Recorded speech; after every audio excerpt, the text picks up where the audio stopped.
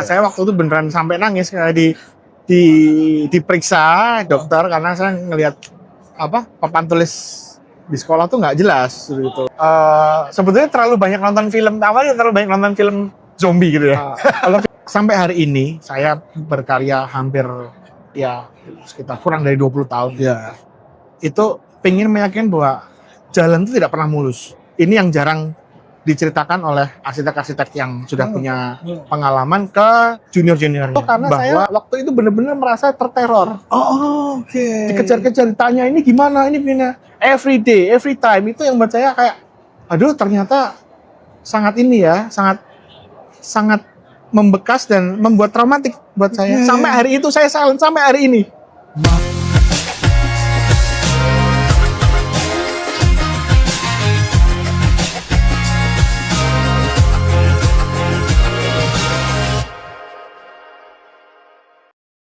Bersama saya kali ini sudah ada seorang arsitek dari Jogja, Mas Istref.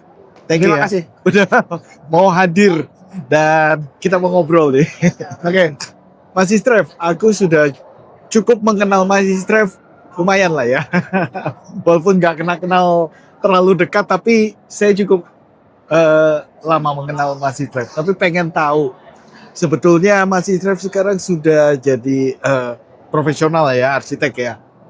Cita-cita masa kecil dulu tuh apa sih, Mas? Apakah langsung ke arsitek? Apakah ada cita-cita lain yang sebetulnya tidak di arsitek?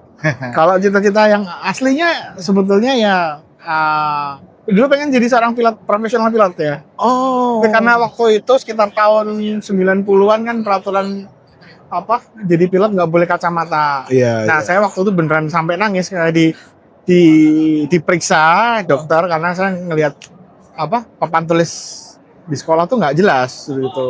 Terus ya udah saya bungkus karena motivator saya itu sebenarnya ada om saya. Itu beneran seorang pilot yang memotivasi begini. Tapi akhirnya ketika saya cerita jadi pilot nih, terus ya udah nggak apa-apa, jadi yang bikin pesawat aja gitu. Oke. Tapi sebetulnya kalau dalam alam bawah sadar saya menjadi arsitek tuh mungkin sudah sering melintas ya, karena ya saya memang lahir dan tumbuh di lingkungan arsitek, keluarga saya arsitek, bapak ibu saya arsitek. Jadi setiap hari melihat bapak ibu saya itu berkarya, dalam hal ini berkarya menggambar, terus kemudian melihat bangunan proyek waktu itu. Jadi kayak, oh ini ngapain sih? Kok tiap kali kita mau weekend mau pergi pasti mampir gitu ya, lihat bangunan gitu. Akhirnya, oh ini tuh arsitek. Akhirnya ya di satu sisi itu udah menjadi cerita masa kecil saya, sampai akhirnya mungkin melekat di alam bawah sadar saya, sampai akhirnya mengikhlaskan nggak jadi pilot. Akhirnya memantapkan ya udah menjadi arsitek gitu. Berarti ketika cita-cita menjadi pilot tuh pupus, langsung ininya arsitek ya? Iya, mulai begitu. Oke, ini istilahnya masa kecil sebetulnya sudah tidak asing dengan meja gambar, dengan segala macam ininya pekerjaannya arsitek ya. Nah, terus berarti langsung ngambil kuliah jurusan arsitek Ya, saat itu. Jadi sebetulnya saya itu ya memang pilihan arsitek ya, tapi dua bidang yang lainnya itu yang pasti mungkin agak aneh itu ya. Itu agribisnis. Oh. Jadi saya tuh suka tentang hal-hal yang bisa di-develop, dipakai sendiri, dikonsumsi, terus juga memiliki nilai jual lah tentunya begitu ya. Makanya agribisnis itu saya berpikir bahwa dulu sebetulnya terlalu banyak nonton film, awalnya terlalu banyak nonton film zombie gitu ya. Kalau film-film yang wah, suatu hari kalau bumi kita diserang, terus kita makan dari mana? Film jadi saya suka film begitu. Jadi memang ada satu ketertarikan saintis ya, yang lebih ke sana, sehingga itu juga mengacu saya sebetulnya sampai hari ini itu membawa influence dalam saya berkonsep katakan seperti itu, yaitu memang isu resilient itu saya sangat tertarik gitu. Jadi ketahanan pangan, ketahanan energi, tapi saya lebih melihat ketahanan pangan karena simpel aja, karena ketahanan pangan tuh satu hal yang memang nyata. Kita butuh makan, kita butuh minum, itu diupayakan, dikembangbiakan, kemudian dikonsumsi. Nah, Oke. itu begitu. Eh, saya sebelum atau setelah lulus, apakah memang langsung terjun ke dalam dunia arsitektur atau melebar dulu nih bekerjanya? Eh, Jujur sebetulnya kalau pengalaman bekerja dengan apa ya, dengan kantor lain itu sebetulnya bisa dibilang saya itu mengkompres waktu itu. Jadi mengkompres dalam arti begini dulu, ya lagi-lagi saya akan ngomong jujur bahwa privilege saya sebagai arsitek, bapak saya, ibu saya sebagai arsitek itu ada peran di balik apa namanya hari ini. Nah, jadi waktu itu saya sudah mulai dikenalkan oleh teman-temannya bapak saya, arsitek salah satunya juga arsitek yang merupakan maestro tapi sudah almarhum, namanya Pak Ahmad Fanani. Itu salah satu arsitek ternama di Indonesia, punya apa namanya privilege mendapatkan God Award. Nah, itu penghargaan yang cukup bergengsi di dunia arsitek. Nah, saya dikenalkan baik dan waktu itu awal-awal kuliah itu saya mampir ke kantornya di Jakarta Pusat. Nah, waktu itu ada program untuk liburan. Karena waktu itu saya kaget juga karena liburan anak kuliah tuh panjang gitu ya waktu itu. Panjang 3 bulan segala macam. Akhirnya oke lah saya main ke sana, ternyata dikasih kesempatan. Mau nggak bantuin ini sebisanya aja. Sampai pada akhirnya saya hampir setiap libur itu memanfaatkan waktu libur saya magang dalam tanda kutip mungkin unofficial ya, karena ya anak semester kecil masih ini, tapi ternyata sampai saya melakukan itu berarti paling tidak tiga kali lah ya, 3 kali libur setiap semester itu ke sana dengan durasi waktu sekitar 2 bulan sampai 3 bulan waktu itu libur. Akhirnya saya tiap kesempatan itu saya pakai untuk belajar arsitektur. Nah, setelah itu memang lulus itu kemudian saya banyak sebetulnya mengeksplorasi diri. Karena waktu itu punya ekspektasi udah mulai mengenal arsitek-arsitek Indonesia yang top gitu ya, pengennya masuk ke sana gitu ya. Ternyata apa namanya perjalanan itu ya tetap harus saya tempuh. Tapi intinya kalau setelah kuliah selesai, waktu saya untuk bergabung dengan kantor lain tuh paling cuma sekitar 1-2 tahun. Karena setelah itu saya keras kepala, kepengen ngerjain proyek sendiri. Meskipun juga pada akhirnya jadi sih sebetulnya. Tapi artinya tuntutan kan waktu itu kok ngerjainnya lama, kok ini begini begitu, akhirnya kayaknya ini kurang jam terbang saya. Tapi sempat mengakui itu gitu ya. Tapi artinya waktu itu memang saya cukup singkat kemudian langsung masuk ke dunia profesional. Semi profesional mungkin ya? Semi profesional. Karena waktu itu belum daftar anggota aja. Oke, dari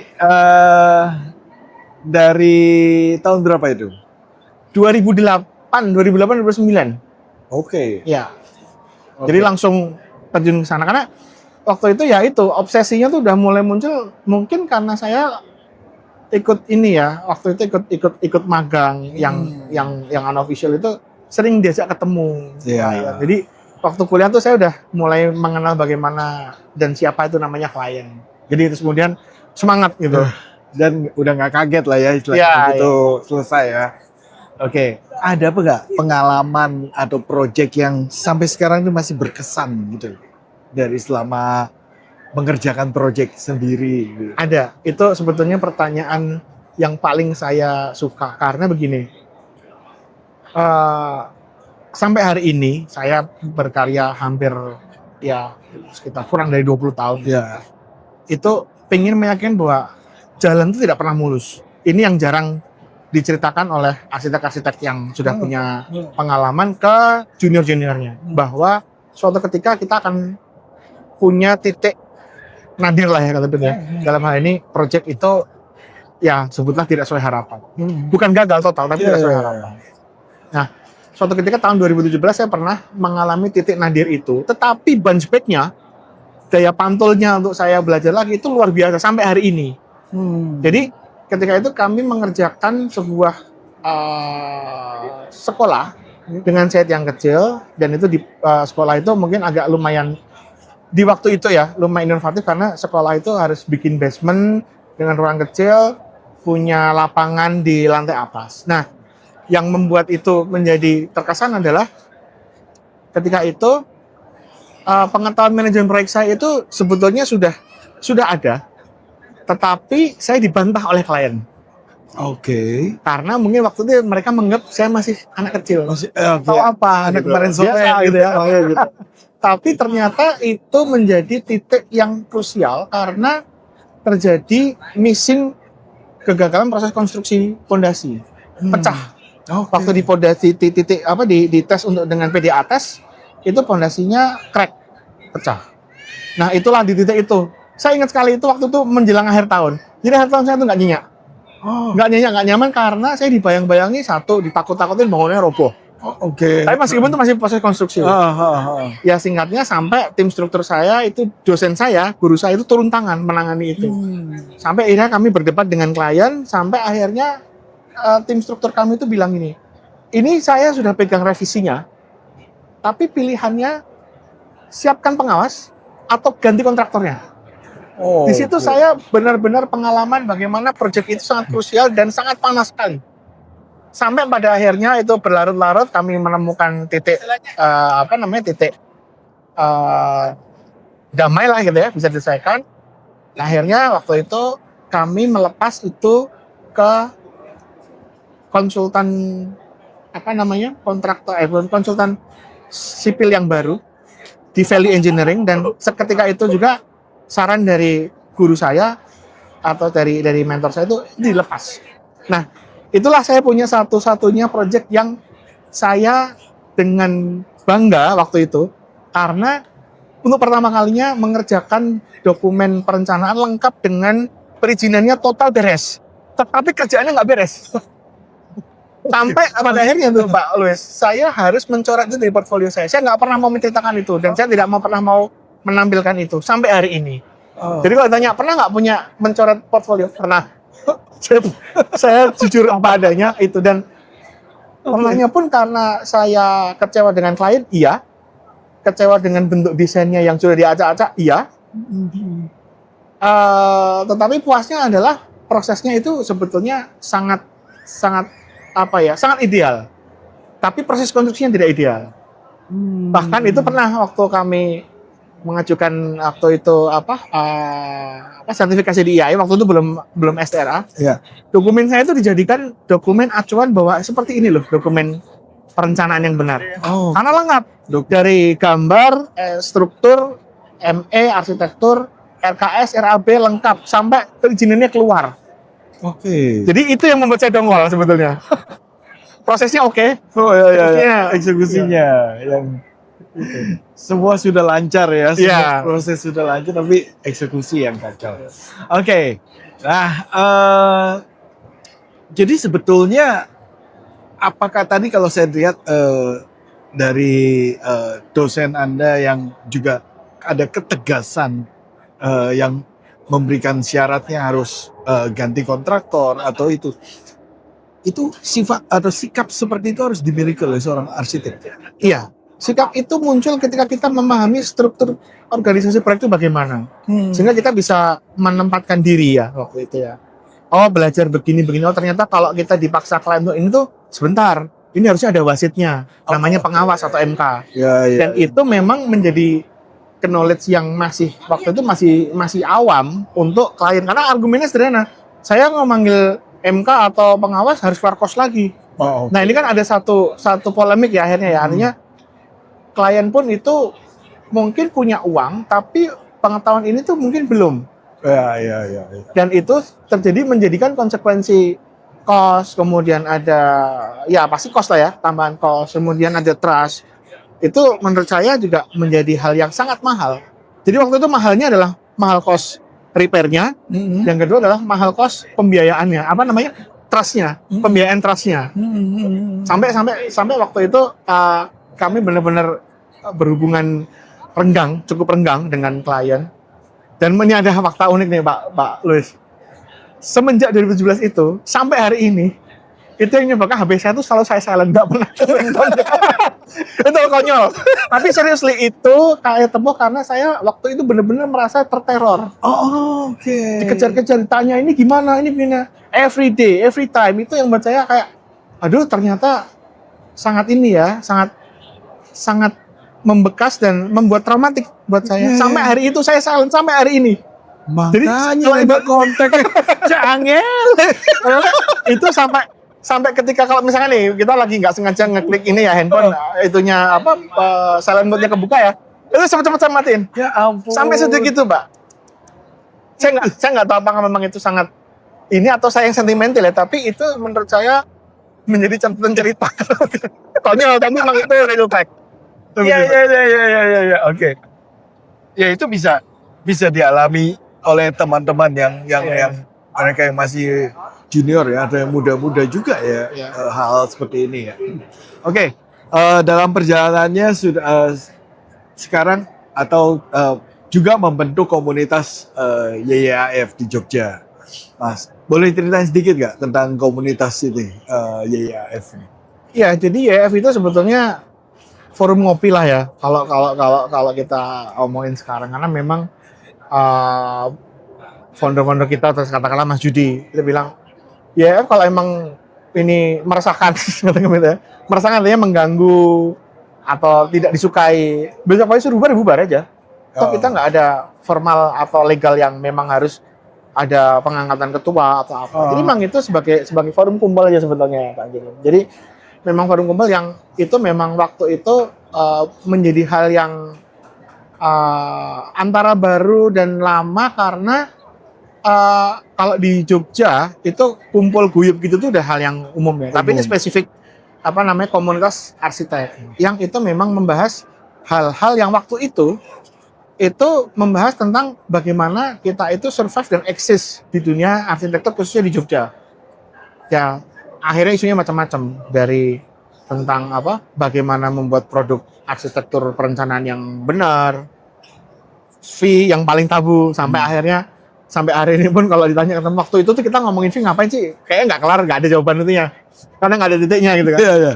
Terus kemudian tentang kolaborasi yang itu kemudian kita punya hikmah saling menguatkan ketika pandemik. Oke. Jadi kami jelas ya kita semua industri waktu itu shutdown hampir 2 tahun. Betul. Itu yang membuat kami saling menguatkan karena komunitas ini kemudian berkomunikasi. Nah, kemudian muncul tren di kami kolaborasi yang saling menggendong. Oh, ini butuh ini butuh ini. Sebetulnya ke arah situ sebenarnya Pak tujuan kita. Kalau anggotanya sekarang yang tanda kutip anggota yang tergabung udah ada berapa di YYAF? YYAF itu kalau di phonebook ya kita ngelihatnya. Di phonebook itu hampir sekitar 200-an ya, 200 lebih sedikit karena itu yang paling aktual yang sering chatting grup gitu ya, WA grup ya, kira-kira seperti sekitar itu ya. Dan meliput Jogja aja atau melebar sampai ke area sekitar Jogja? Yang pasti area DIY, karena kita sebetulnya juga sedang mengencourage ya untuk teman-temannya kan Jogja ini sebetulnya ada 4 kabupaten nih Pak, Sleman, Bantul, Kulon Progo, Gunung Kidul, dan Kota Jogja sendiri. Nah, ketika kita nyebut Jogja tuh yang masih sering terbesit di kepala kita adalah ya Jogja itu kota Jogja. Ya. Padahal Jogja itu ya DIY ada dengan 4 itu karena teman-teman itu juga karyanya ada yang di Sleman, base kantornya di Sleman. Ya kita sebut tetap Jogja. Gitu. Jadi khusus memang YYAF itu Yogyakartanya itu adalah DIY satu provinsi. Makanya kita sedang ke depan pengen nanti ditunggu aja ya intinya spill dikit. Tapi kita kepingin sebetulnya memperluas YYAF itu memang bisa benar-benar eksis di 4 kabupaten ini. Eksis dalam arti begini, tujuan kita itu sebenarnya baik, yaitu bagian dari upaya mengedukasi dan mempopulerkan arsitek di keempat kabupaten. Jadi kalau bisa dibilang ya, arsitek Jogja itu karya dan orangnya itu populernya kalau nggak di kota Jogja, di Sleman dan Bantul. Masih punya 2 lagi, yang itu belum populer. Oke. Gitu ya. Saya bilang belum populer, bukan nggak populer ya, belum. Karena memang kita jarang melakukan acara di sana. Oh, oke. Terus kemudian teman-teman yang punya karya di sana tuh jarang terekspos. Jadi kita pengen mempopulerkan dan menunjukkan kepada masyarakat di kabupaten yang lain di Jogja itu, ini loh karya yang menggunakan arsitek dengan proses perencanaan yang benar. Oke. Jogja sebagai yang kita kenal sebagai kota pendidikan, di mana tentunya fakultas atau kampus-kampus yang mempunyai jurusan arsitek juga ada beberapa ya. Dan yang kuliah kan juga bukan warga Jogja aja, dari luar, dari mana-mana juga ini ya. YAF merangkul teman-teman adik-adik mahasiswa ini juga nggak? Ya, kita punya agenda Pak sebetulnya yang untuk dalam ini bersikap sebagai kakak ya, berposisi sebagai kakak. Karena memang ternyata banyak teman-teman atau adik-adik arsitek muda kita itu masih belum yakin dengan dunia arsitektur di kemudian hari. Nah saat ini kakak-kakak yang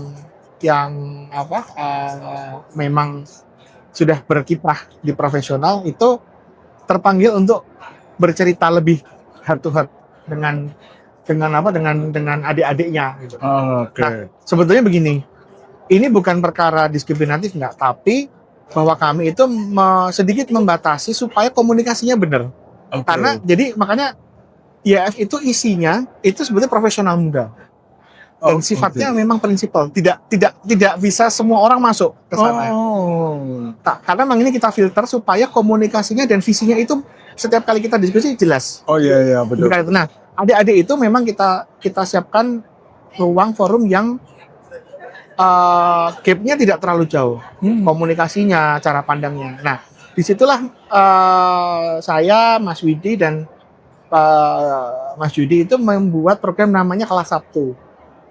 Sudah beberapa belas series yang agendanya mengundang adik-adik mahasiswa itu datang untuk berdiskusi tentang keluh kesahnya tugas akhir, studio mereka, kemudian juga sedikit yang nyerempet-nyerempet tentang profesi ini. Saya tuh gimana ya di sini setelah PPA atau gimana. Sebenarnya kalau teman PPA itu sebetulnya titik yang paling krusial karena jenjang mereka untuk belajar di arsitektur itu sudah menemui titik di mana harus memutuskan. Oh iya. Kamu harus menjadi arsitek atau mau banting setir. Atau mau ke kampus lah. Nah, itu hal yang selalu kita upayakan bahwa supaya mereka tidak putus asa dulu gitu. Kira-kira begitu. Oke. Luar biasa. Ya, dan thank you Mas Isref udah bercerita juga tentang pengalaman-pengalamannya dan juga tentang YAF ya. Semoga makin sukses makin berkembang, makin guyup YAF karena menjadi salah satu barometer komunitas nih di Indonesia.